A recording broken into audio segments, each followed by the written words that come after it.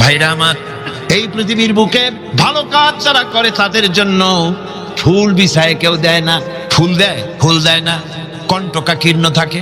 নবীজি কালেমার দাওয়াত দিয়েছিলেন, এই কারণে নবী কোনো ফুলের বিছানা পান নাই, ফুলের মালা পান নাই। কাফির বেঈমানেরা নবীজিকে মারধর করেছে, দান্দার মোবারক শহীদ করেছে। হযরত বেলালকে উটের পায়ের সাথে বেঁধে দিয়ে উট তাড়ায় দিয়েছে। দড়ির মাথায় বেলাল বাঁধা, পিঠের থেকে চামড়া খসেছে, মাথা থেকে চামড়া খসে গেছে। উত্তপ্ত মরুভূমির উপরে হযরত বেলালের রক্তাক্ত শরীরকে চিৎ করে শোয়াই দিয়েছে। চতুর্দিকে কাফেরেরা দাঁড়ায়া লোহার ডান্ডা দিয়ে তাকে পিটাইছে আর বলেছে, লাত মানাতির উপরে এখনো ঈমান আন। হযরত বেলাল একটা ভাঙ্গা আঙ্গুল কোন রকম আকাশের দিকে উঁচু করে বলেছেন, আহাদ আহাদ আহাদ, লা ইলাহা ইল্লাল্লাহ, লা ইলাহা। وَإِذَا سَأَلَكَ عِبَادِي عَنِّي فَإِنِّي قَرِيبٌ। আল্লাহ পাক বলে, বান্দা যখন আমাকে ডাকে আমি বান্দার একদম নিকটে, তার ঘাড়ের চাইতেও নিকটে। ওয়া নাহানু আকরাবু ইলাইহি মিন হাবলিল ওয়ারিদ।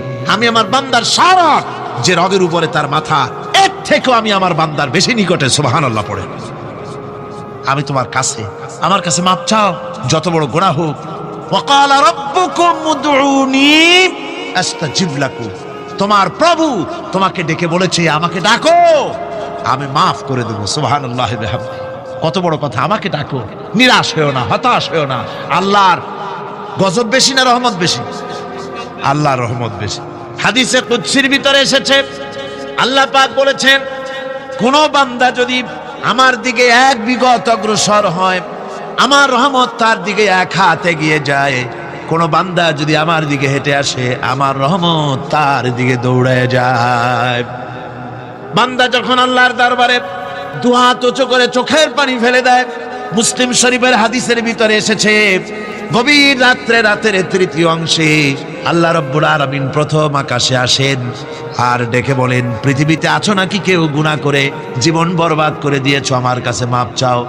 ঋণগ্রস্ত আছো, অসুস্থ আছো, অপমানিত আছো, কে আছো মাজলুম, আমাকে ডাকো, আমার কাছে বলো, আমি ডাকের সাড়া দেব, জীবনের আশা পূরণ করে দেব।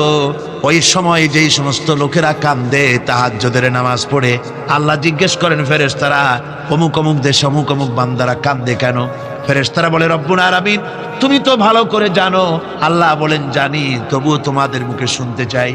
তারা বলে, রব্বুল আলামিন তোমার এই বান্দা গুনাহ করেছে, গুনার জন্য মাপ চায়, জাহান্নাম থেকে বাঁচতে চায়। আল্লাহ পাক বলেন, ফেরেশতারা আমার এই বান্দারা আমারে দেখেছে নাকি? বলে দেখে নাই। বলে আমার দোজখ দেখেছে নাকি? বলে না, তাও দেখে নাই। আমার বেহেশত দেখেছে নাকি? বলে না, তাও দেখে নাই।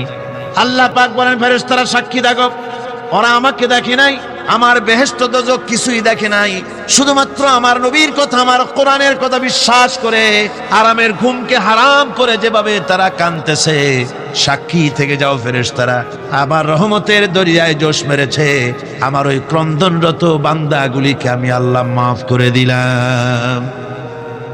সুতরাং মুমিন বান্দা যারা, আল্লাহর মুমিন বান্দা যারা, এই ঈমানের কোয়ালিটি, এটাও হতাশায় নিরাশায় ভেঙে পড়বে না।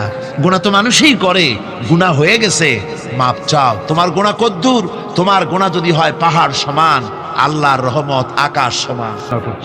এরপর আরেকটি কোয়ালিটি হবে মুমিনের, তা হলো কঠোর কঠিন বিপদে অবিচল থাকবে, বিপদে ভেঙে পড়বে না। বিপদ আপদ, শত্রুতা, ক্ষয় ক্ষতি যা কিছু হয় সবই আল্লাহর পক্ষ থেকে, এটা মেনে নিতে হবে এবং ধৈর্য ধারণ করতে হবে। বিপদ মুসিবত শুধু উম্মতের জন্য নয়, দুনিয়ার সমস্ত নবীদের বিপদ এসেছে। হয় নাই নবীদের বিপদ আসে নাই? কোরআনে কারীম থেকে শুনুন, আল্লাহ রাব্বুল আলামিন বলেন, وَكَذَلِكَ جَعَلْنَا لِكُلِّ نَبِيٍّ عَدُوًّا مِنَ الْمُجْرِمِينَ। আল্লাহ পাক বলেন, এমনি করে আমি সকল নবীদের শত্রু বানিয়ে দিয়েছি সব পাপিষ্ঠ আর অপরাধ প্রবণ লোকদেরকে। প্রত্যেক যুগে নবীদের শত্রু ছিল, প্রত্যেক যুগে নবীদের কি ছিল? শত্রু ছিল। সে শত্রু কারা ছিল? আল্লাহ পাক বলছেন, নবীদের শত্রু ছিল পাপিষ্ঠ আর অপরাধ প্রবণ লোক এরাই ছিল নবীদের দুশমন। রাসূলগণের অবস্থা যদি এই হয়, তাহলে তার উম্মত, ওই দিনের ধারক বাহক যারা, তাদের বুঝি বিপদ আপদ হবে না নাকি?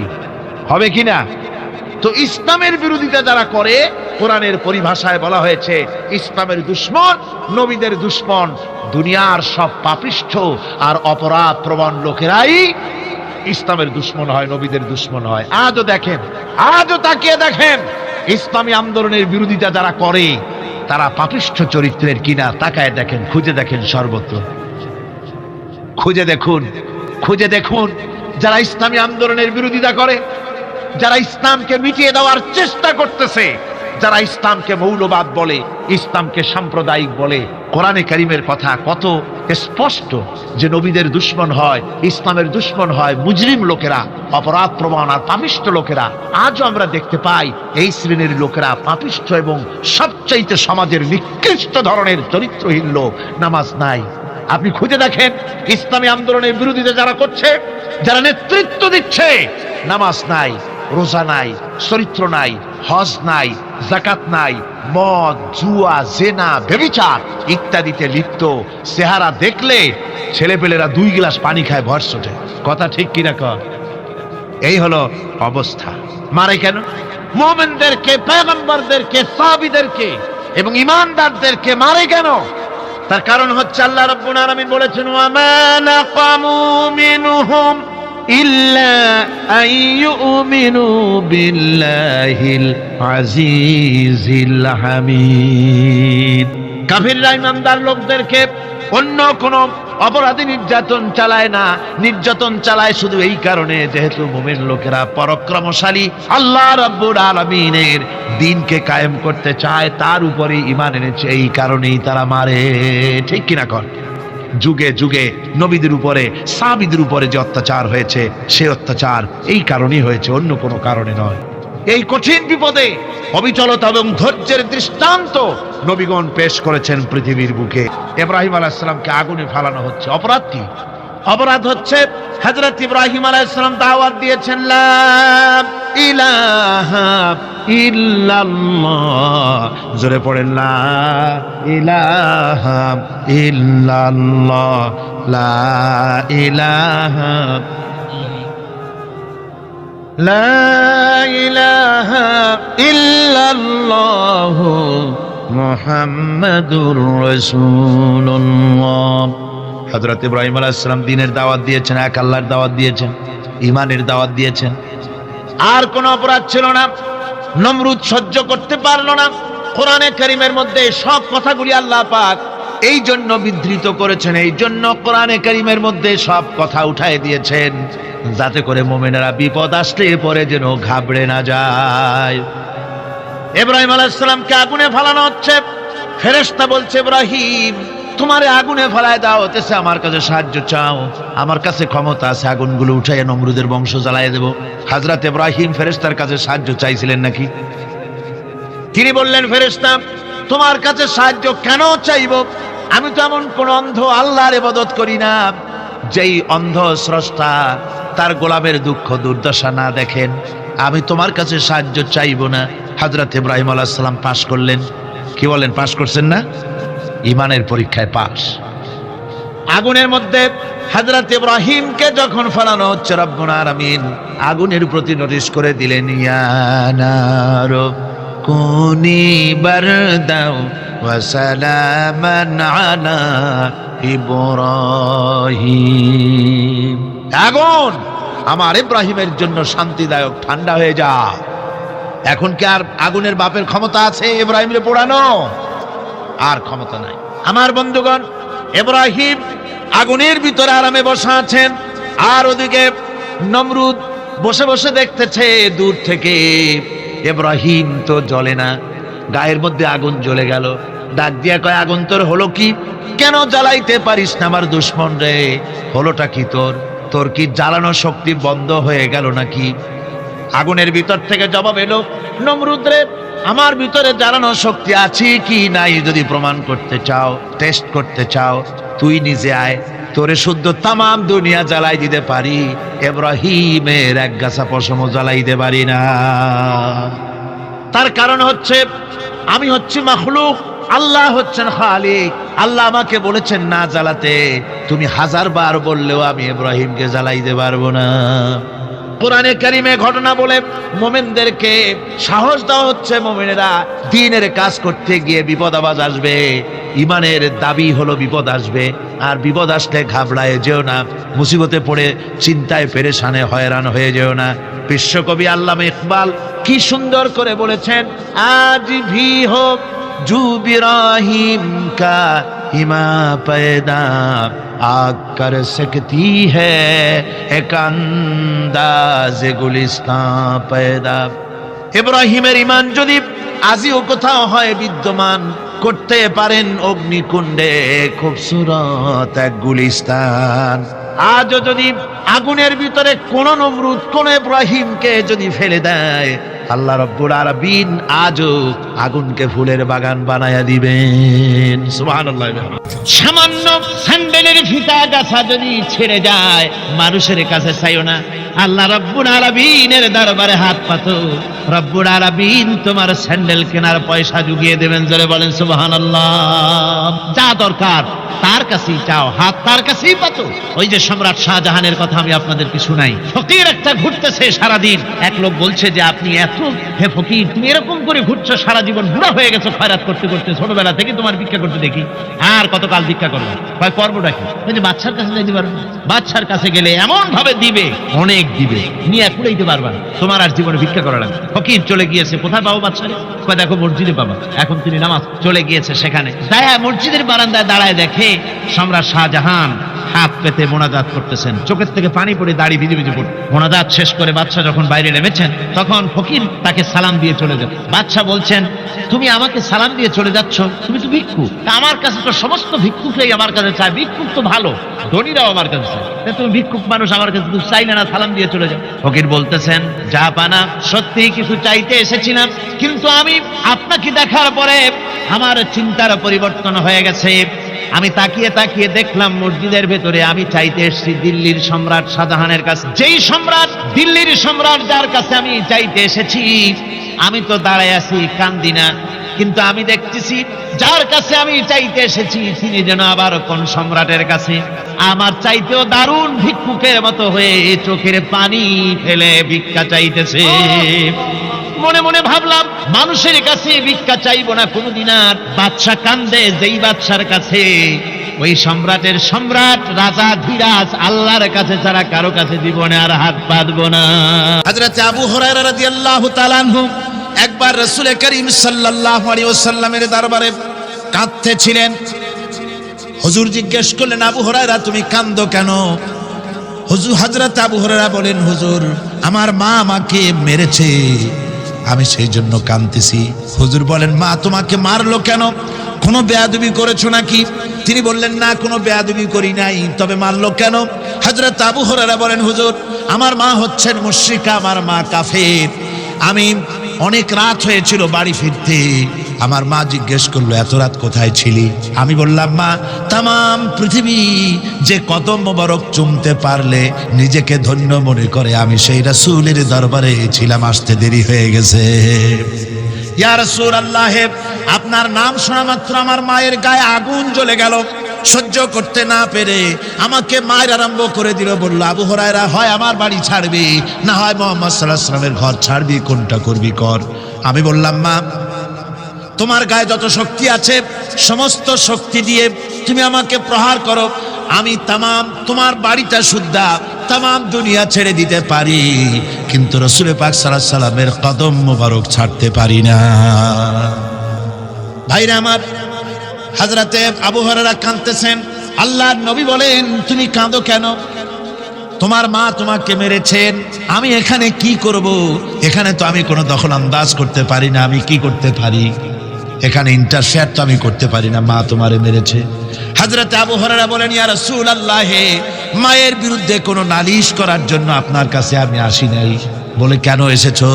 হযরত আবু হুরায়রা বলেন, হুজুর এসেছি এই জন্যে, আমি জানি আপনি যদি আল্লাহর দরবারে কোনো ব্যাপারে দোয়া করেন আল্লাহ রাব্বুল আলামিন তা মঞ্জুর করে নেন। আপনি মেহেরবানি করে আমার মায়ের হেদায়েতের জন্য আল্লাহর কাছে দোয়া করুন। হুজুর সাল্লাল্লাহু আলাইহি ওয়াসাল্লাম দুহাত উঁচু করলেন, বললেন আল্লাহুম্মা ইহদি উম্মা আবি হুরায়রা, আয় আল্লাহ আবু হুরায়রার মাকে তুমি হেদায়েত নসিব করে দাও। এই দোয়া রাসূল করতেছেন, হুজুরকে দোয়ার মধ্যে ফেলে রেখে আবু হুরায়রা দৌড় আরম্ভ করেছে বাড়ির দিকে। পেছন থেকে কয়েকজন সাহাবী তারা দৌড়ে গেল। আবু হুরায়রা দৌড়ায় কেন? এত ভদ্র মানুষ, কোনো সময় কারোর সাথে রাগারাগি করে না, দৌড়ায় কেন? নিশ্চয়ই কোনো বিপদ বুঝি হয়ে গিয়েছে, পিছন থেকে জামা টেনে ধরেছে। কি হয়েছে, দৌড়াও কেন? হযরত আবু হুরায়রা বলেন, আমার জামা ছেড়ে দাও, আমাকে দৌড়াতে দাও। আমি দৌড়াইয়া বাড়ি পৌঁছে গিয়ে দেখতে চাই আমি আগে দৌড়ে বাড়িতে গেলাম না নবীজির দোয়া আমার আগে আমার বাড়ি পৌঁছে গেল। কোনটা হলো আমি সেটা দেখতে চাই। হযরত আবু হুরায়রা দৌড়াতে দৌড়াতে ঘরের কাছে গিয়ে নক করেছে। ভিতর থেকে আওয়াজ এলো, কে? কিছুক্ষণ পর মা আমার বেরোলেন, মাথার চুল দিয়ে পানি পড়তেছে, বুড়া মানুষ। মা আমার কাছে এসে বলল, বাবা তোমাকে মারার পর আমি বড় অনুতপ্ত হয়েছি, মনে মনে অনুশোচনা করেছি, আরে আমার ছেলে তো কোনো খারাপ জায়গায় যায় নাই, কোনো খারাপ মানুষের কাছে যায় নাই, মারলাম কেন? বড় অনুতপ্ত হয়ে গেছি আমি। এই অনুশোচনা করে আমি এইমাত্র গোসল করেছি, আমাকে নিয়ে চলো তুমি বিশ্ব নবী রাসূলুল্লাহর দরবারে। আমার ভাইরা, রাসূল পাক সাল্লাল্লাহু আলাইহি ওয়াসাল্লাম আল্লাহর নবী এমন এক মহান সত্তা ছিলেন যে তিনি দোয়া আল্লাহর দরবারে হাত উঁচু করতে দেরি আছে কিন্তু দোয়া কবুল হতে দেরি নাই। কুতুবে সুবহানী শেখ মহিউদ্দিন আব্দুল কাদের জিলানী রাহমাতুল্লাহ আলাইহি তিনি বলেছেন, মুনাজাত করতে গিয়ে আবেগে বলেছেন, রব্বুল আলামিন তুমি যদি দয়া করে আমাকে জান্নাত দাও, আর তোমাকে যদি আমি না পাই, তুমি যদি আমার সঙ্গে দেখা না করো, আমারে যদি কথা না বলো, তাহলে এই জান্নাত আমার কোনো লাভ নাই। আর আমাকে যদি জাহান্নাম দিয়ে দাও, আর মাঝে মধ্যে তুমি যদি জিজ্ঞাসা করো মহিউদ্দিন কেমন আছো, তাহলে এই জাহান্নাম আমার জন্য বেহেশত হয়ে যাবে। আয় আল্লাহ, আমি শুধু তোমারই চাই। আল্লাহর নবী বললেন, মহিলা তুমি অপরাধ করেছো, কিন্তু তোমার গর্ভস্থিত সন্তান তো কোনো অপরাধ করে নাই, সুতরাং তোমার উপরে শরীয়তের হদ জারি করা যাবে না, ডেলিভারি হোক তারপরে বিচার হবে। মহিলা চলে গেল আফসোস করতে করতে যে আমার বিচার হলো না, যদি এর মধ্যে আমি মরে যাই তাহলে জেনা করেছি, দুনিয়ার শাস্তি তো সহজ, পাথর মেরে উড়িয়ে দেবে, সঙ্গে সার করবে, এটা তো সহজ, কিন্তু কিয়ামতের ওই কঠিন জাহান্নামের আগুনে জ্বলতে পারবো না। মহিলাটি সন্তান ডেলিভারির পরে মহিলা চলে এসেছে রাসূলের কাছে, হুজুর এই সে আমার বাচ্চা ডেলিভারি হয়েছে, আপনি মেহেরবানি করে আমার উপরে হদ জারি করেন, শাস্তি দেন। আল্লাহর নবী বলেন, মহিলা তুমি অপরাধ করেছো, কিন্তু তোমার সন্তানের হক আছে, তোমার বুকের দুধ 2.5 বছর পর্যন্ত সে পান করবে, আমি তার হক নষ্ট করতে পারি না। মহিলা আবার চলে গেল কাঁদতে কাঁদতে, যদি এর মধ্যে মরে যায়, 2.5 বছর যেতে পারে নাই, তার আগেই মহিলা ওই বাচ্চাটাকে কোলে নিয়ে হাতে একটা রুটি দিয়া হুজুরের কাছে আসছে। কত পেরেশানি দেখেন। মহিলা এসে বলেন, ইয়া রাসূলুল্লাহ, আমার এই বাচ্চা এখন দুধ ছেড়ে দিয়েছে, সে রুটি খাইতে পারে, হুজুর আর দেরি করবেন না, এই শাস্তি না নিয়ে যদি মরে যাই, জাহান্নামের কঠিন আযাব আমি ভোগ করতে পারবো না। আল্লাহর নবী ওই মহিলাকে অর্ডার দিয়া দিলেন, একে বুক পর্যন্ত মাটির মধ্যে গেড়ে দিয়া চতুর্দিক থেকে পাথর নিক্ষেপ করো। মহিলাকে নিয়ে পাতাকে বুক পর্যন্ত মাটির ভিতরে গেড়ে দিয়া চতুর্দিক থেকে যখন পাথর নিক্ষেপ করা হচ্ছিল, রক্ত ছিটে এসে একজন সাহাবীর গায়ে পড়ায়, সাহাবী মহিলাকে ভৎসনা করলেন। আল্লাহর নবী বললেন, শুনতে পেরে নবীজি বললেন, ও সাহাবী ভৎসনা করো না, বরং এই মহিলার তওবা আল্লাহ রাব্বুল আলামিন এমন ভাবে কবুল করেছেন, যদি সে তওবা দুনিয়ার সব মানুষকে ভাগ করে দেওয়া যায় তাহলে সমানভাবে ভাগ করে দেওয়া যাবে। 60,000 সৈন্য তাদের অশ্ব নিয়ে, তাদের উষ্ট্র নিয়ে, তাদের মালপত্র নিয়ে, জিহাদের সামান নিয়ে শ্রাবণের খরস্রোতা নদী উত্তাল তরঙ্গমালায় ভরা নদীর উপর থেকে এই সাহাবীরা পাড়ি দিয়ে ওপার চলে গেলেন। ওপার যাওয়ার পরে হযরতে সাদ বলছেন, তোমাদের কেউ কি হারায় গেছে নাকি? সবাই এদিক ওদিক তাকায় খোঁজ করে বলল, মানুষ তো দূরের কথা, একটা উট আর ঘোড়াও একটাও হারায় যায় নাই। একজন বলল, আমার একটা পেয়ালা, যে পেয়ালা আমি পানি পান করতাম, সেই পেয়ালাটা তুফানে ছিটকে কোথায় চলে গেছে, ওইটা হারায় গেছে। হযরতে সাদ বলেন, মুজাহিদের কোন জিনিস দরিয়া নিতে পারে না, অবশ্যই তা ফেরত আসবে। এই কথা তিনি বলতেছিলেন, হঠাৎ করে দরিয়ার কিনারে একটা আওয়াজ হলো, দেখা গেল তুফানের ভিতরে সেই হারানো বাটিটা তাদের মধ্যে ফিরে এসেছে। আল্লাহু আকবার। মুজাহিদদেরকে সাহায্য করেন স্বয়ং আল্লাহ রাব্বুল আলামিন। আফ্রিকার জঙ্গলের কাছে ভিন্ন ইতিহাস, জঙ্গলের কাছেই মুসলমানদেরকে থাকতে দেওয়া হয়েছে। মনে করা হয়েছিল জঙ্গলের সমস্ত হিংস্র প্রাণীরা এই মুসলমানদের শেষ করে দেবে, যুদ্ধ করা লাগবে না। হযরতে সাদ সে অবস্থা বুঝতে পারলেন, তিনি একটা মঞ্চ তৈরি করলেন। সেই মঞ্চের উপরে দাঁড়ায় জঙ্গলের প্রাণীদের দিকে লক্ষ্য করে তিনি নোটিশ জারি করে দিলেন, বললেন, ইয়া আইয়াতুহাল হাশারাত ওয়াস সিবাউ নাহনু আসহাবু রাসূলুল্লাহ সাল্লাল্লাহু আলাইহি ওয়াসাল্লাম। হে জঙ্গলের হিংস্র প্রাণীরা, আমরা আল্লাহ রাসূলের সাহাবী, ফাইন্না নাজিলুনা ফামান ওয়াজাদনা বাদাহু কাতালনাহু। আমরা রাসূলের সাহাবী, এইখানে আল্লাহর দ্বীনকে কায়েম করার জন্য আমরা এসেছি, আল্লাহর কলেমার আওয়াজ নিয়ে আমরা এখানে রাত কাটাবো। সুতরাং এই জঙ্গলের ভিতরে হিংস্র প্রাণী যত আছো সব আমাদের এই জায়গা ছেড়ে অন্যত্র চলে যাও। আফ্রিকার জঙ্গলি মানুষেরা চিন্তা করলো, মানুষের কথা কি জঙ্গলি প্রাণীতে শোনে নাকি, পাগলে কয় কি? তারা তাকায় তাকায় দেখলো, হযরতে সাদের এই ঘোষণার পরে বাঘের কাতারে বাঘ, সিংহের কাতারে সিংহ, সাপের কাতারে সাপ, যার যার ডিম আর বাচ্চাগুলি মুখে কামড়ায়া সাহাবীদের এলাকা ছেড়ে দিয়ে তারা অন্যত্র চলে গেল। আমার মুসলমান ভাইরা, এই ছিল মুসলমানদের ইতিহাস।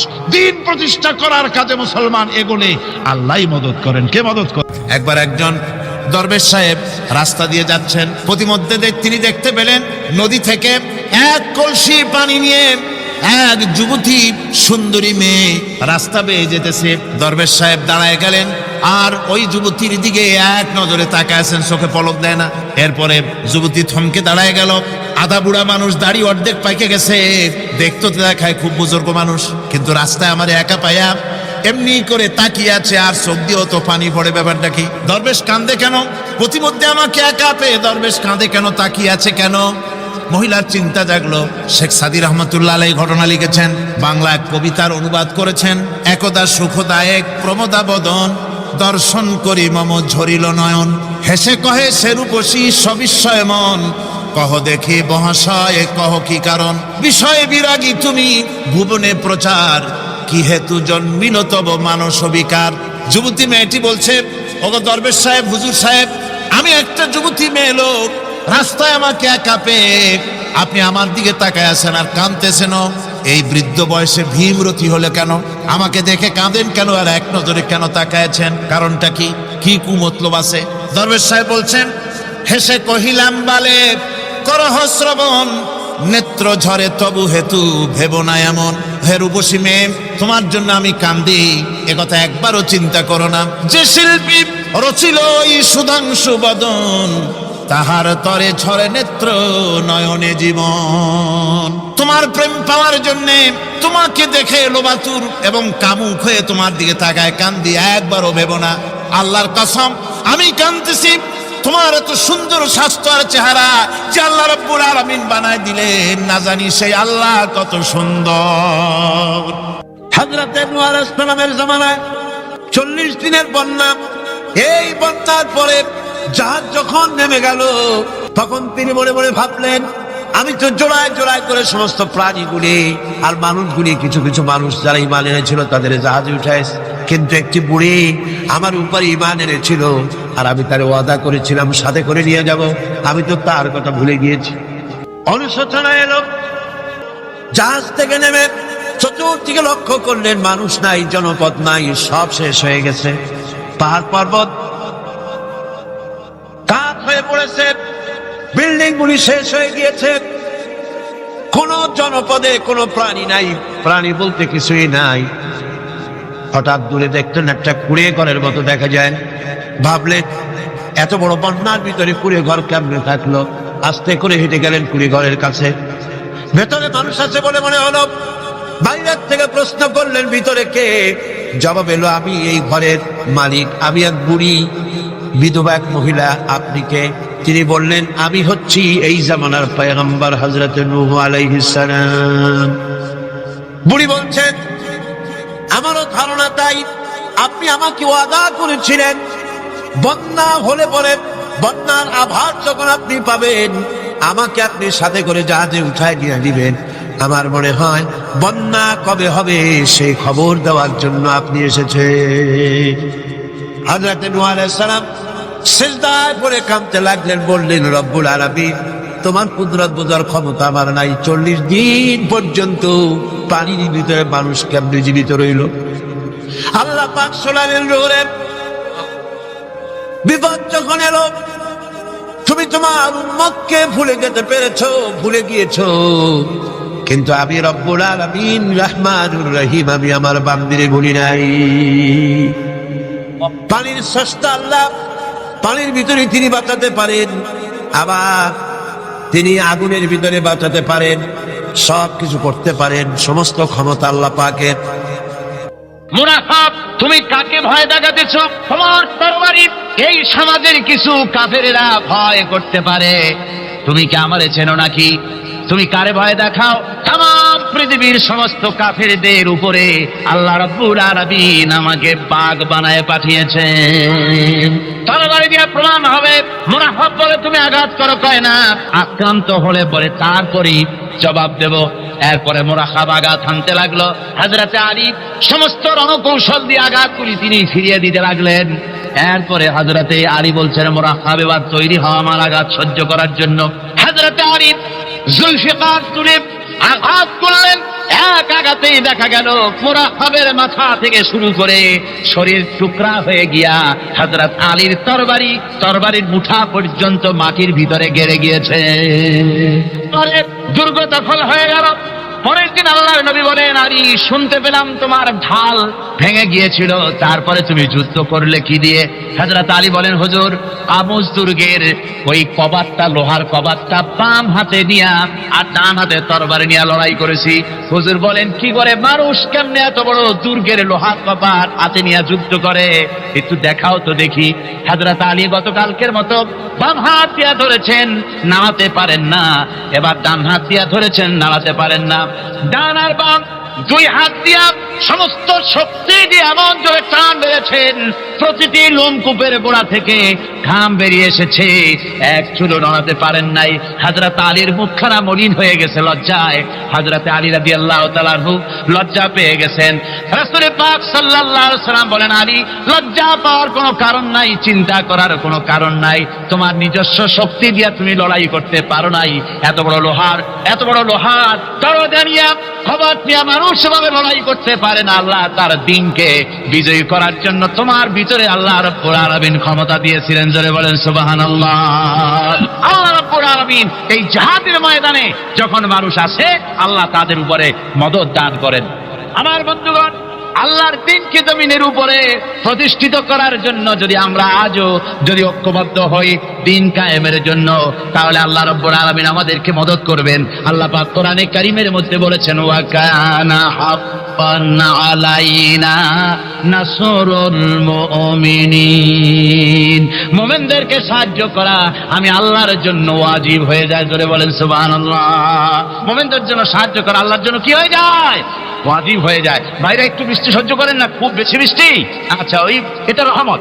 এটা কি রহমত? আমার ভাইরা, জিহাদের ভিতরে আল্লাহর জান্নাতে যাওয়ার জন্য তারা জিহাদ করেছেন। তারা দেশ দখলের জন্য জিহাদ করেন নাই, দিন প্রতিষ্ঠার জন্য লড়াই করা ফরজ। দিন প্রতিষ্ঠার জন্য লড়াই করা কি? জনগণ কি? আর এই ফরজ দায়িত্ব পালন করতে গিয়ে যদি কেউ মারা যায়, তাহলে কোথায় যাবে? ওই শাহাদাতের মত হচ্ছে একটা সেতু, একটা সেতু বা একটা ব্রিজ, একটা সাঁকো, এপারে দুনিয়া, ওপারে আল্লাহর জান্নাতুল ফেরদাউস। জোরে বলেন সুবহানাল্লাহ। এই জন্য হযরত ওমর ফারুক রাদিয়াল্লাহু তাআলা আনহু সব সময় দোয়া করতেন, আল্লাহুম্মা রযুকনি শাহাদাতান ফি সাবিলিক ওয়াজআল মাউতি ফি বালাদি রাসূলিক। আল্লাহ রাব্বুল আলামিন, আমাকে রাসূলের শহরে পৌঁছাও আর আমাকে তোমার দ্বীনের রাস্তায় শাহাদাত মঞ্জুর করো। জোরে বলেন আমিন। এটা আমাদের দোয়া, আমারও দোয়া, আমার সারা জীবনের স্বপ্ন, সারা জীবনের স্বাদ, আল্লাহ যেন শাহাদাতের মওত নসিব করে দেন। জোরে বলেন আমিন। এর থেকে উন্নত মানের মওত আর নাই। ওই প্যারালাইসিস হয়ে বিছানায় পড়ে তড়পায় তড়পায় মরার কোনো দাম নাই। দুনিয়ার বুকে 2000 জিন্দেগি বছর করার 500 বছর বেঁচে থাকার দাম নাই। সিংহের মতো 1 সেকেন্ড বেঁচে থাকার দাম আছে, ঠিক কিনা?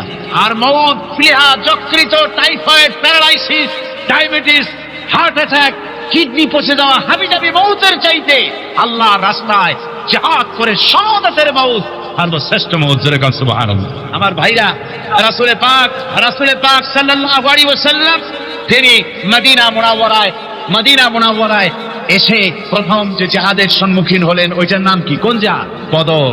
কোন জিহাদ? বদরের জিহাদ। সেই বদরের মাঠে জিহাদের জন্য রাসূল সাহাবীদেরকে তৈরি করতেছেন।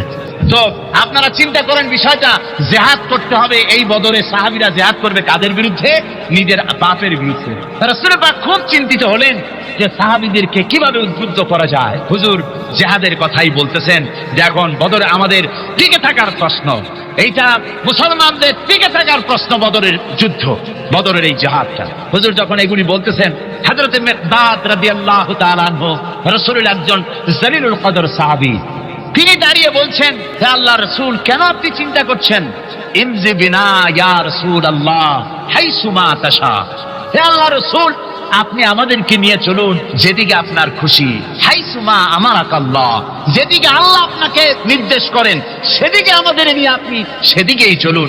ইন্না লা নাকুলু লাকা কামা ক্বালা বনু ইসরাঈল লিমূসা আলাইহিস সালাম, ইযহাব আনতা ওয়া রাব্বুকা ফাকাতিলা ইন্না হাহুনা কায়িদুন। বুখারী শরীফের হাদিস। হযরত মিকদাদ রাদিয়াল্লাহু তাআলা আনহু বলছেন, হে আল্লাহর রাসূল, আপনি আমাদের নিয়ে চলুন। আল্লাহ যেদিকে আপনাকে আমাদের নিয়ে যেতে বলেন সেই দিকে নিয়ে যান। আমরা মুসা আলাইহিস সালামের উম্মতের মতো বলবো না যে হে মুসা আপনি আর আপনার আল্লাহ দুজন গিয়া যুদ্ধ করেন, আমরা এখানে বসে থাকি, এমন কথা আমরা বলবো না। বাল ইযহাব আনতা ওয়া রাব্বুকা ফাকাতিলা ইন্না মাআকুমা মুকাতিলুন।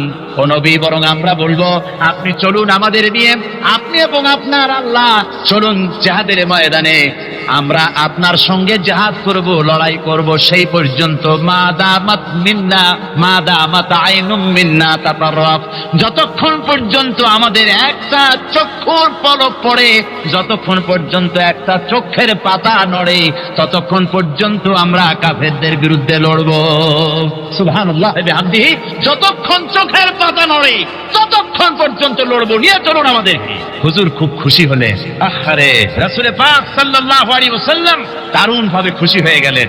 হুজুর বললেন, ও সাহাবীরা, তোমাদের মানসিক অবস্থা যখন এই, কুমু বিনা ইলা জান্নাতিন, চলো আমার সাথে বেহেশতের দিকে। সুবহানাল্লাহ, সবাই বলেন সুবহানাল্লাহ। কুমু বিনা ইলা জান্নাতিন আরদুহা কাআরদিস সামাওয়াতি ওয়াল আরদ, সেই বেহেশতের দিকে চলো যে বেহেশতের বিশালতা, প্রশস্ততা এই পৃথিবী এবং আকাশের চাইতে অনেক বড়, সেই বেহেশতের দিকে চলো। ফাকামা উমাইর বিন হামাম ওয়া কানা ইয়াকুলুত তামার। হযরত উমাইর বিন হামাম এক যুবক, তিনি দাঁড়িয়ে গেলেন। আমার মুসলমান ভাইরা, যুবকদের অবদান কিন্তু ইসলামে সব চাইতে বেশি। জোরে বলেন সুবহানাল্লাহ। কাদের অবদান বেশি? সর্বপ্রথম ইসলাম কবুল করেছে কারা? যুবকরা। হযরত আবু বকর, হযরত ওমর রাদিয়াল্লাহু তাআলা আনহু, তাদের বয়স যুবক বয়স ছিল, যুবক বয়সে তারা ইসলাম কবুল করেছেন। হযরত আলী যুবক ছিলেন, এই জন্য যুবকদের ইবাদতের সওয়াব বেশি। রাসূল পাক বলেছেন, কিয়ামতের ময়দানে যেদিন কোনো ছায়া থাকবে না, আরশে আজিমের নিচে 7 শ্রেণীর লোকেরা ছায়া পাবে, তার মধ্যে এক শ্রেণী হচ্ছে ওয়াশাবুন নাশা ফি ইবাদাতিল্লাহ। ওই যুবকেরা যারা নাকি রাত গুজরান করে, রাত কাটায় আল্লাহর ইবাদতে, রাত জাগে আল্লাহর ইবাদত করে। জোরে বলেন সুবহানাল্লাহ। বুড়োদের একবার আল্লাহ বলা আর এক যুবকের একবার আল্লাহ বলা, বৃদ্ধের সারা সপ্তাহ তাহাজ্জুদ পড়া আর যুবকের এক রাতের তাহাজ্জুদ পড়া মনে হয় তার থেকেও বেশি। সুবহানাল্লাহ। তাই বলে বৃদ্ধ যারা, তারা কিন্তু হতাশ হবেন না। ওই যৌবনকাল আপনিও পেরিয়ে এসছেন, ঠিক না? সুতরাং যুবকদের অবদান বেশি। হযরত উমর বিন হামাম রাদিয়াল্লাহু তাআলা আনহু তিনি দাঁড়িয়ে গেলেন, তার হাতে ছিল ওয়া কানা ইয়াকুলুত তামার, তিনি খরমা খাচ্ছিলেন, হাতে ছিল কয়েকটা খরমা। তিনি খরমাগুলি হাতে নিয়ে দাঁড়িয়ে বলছেন ওয়াকালা বাখবাখ, তিনি বলছেন বাখবাখ শব্দ এটা হচ্ছে লুগাল মুহাল্লিয়া, অর্থাৎ আঞ্চলিক শব্দ। এর অর্থ হচ্ছে মা আযমাহু ওয়া মা আহসানাহু। কি আশ্চর্য, কি সুন্দর, কি বিরাট, কি সুন্দর কথা আপনি বললেন হে রাসূল। জান্নাতুন আরদুহা কাআরদিস সামাওয়াতি ওয়াল আরদ, এমন দেশ তো পাওয়া যাবে জিহাদ করলে যে বেহেশতের বিশালতা প্রশস্ততা এই বিশাল আকাশের চাইতে জমিনের চাইতে বেশি। ওয়াল্লাহি লাউ কুনতু হাইয়ান হাত্তা আকুলাহুন্না, আমি যদি ওয়াল্লাহি আল্লাহর কসম, আমি যদি এই খরমাগুলো যদি খাইতে থাকি, ইন্নাহা লা হায়াতুন তাবিলা, তাহলে তো এটা অনেক লম্বা হায়াত লাগবে। এই খরমাগুলি খাইতে অনেক সময় লাগবে, বেহেশতে যাইতে দেরি হয়ে যাবে। সুতরাং এই খরমা তো আর খাওয়া যাবে না। ফারামাবিহিন না, হাতের খরমাগুলি সব ফেলে দিয়ে জিহাদের ময়দানে লাফায় পড়লেন। অনেকগুলি কাফেরকে জাহান্নামের ঘাটে উতরায় দিয়া হযরত ওমর নিজেও শাহাদাত বরণ করলেন। জিহাদের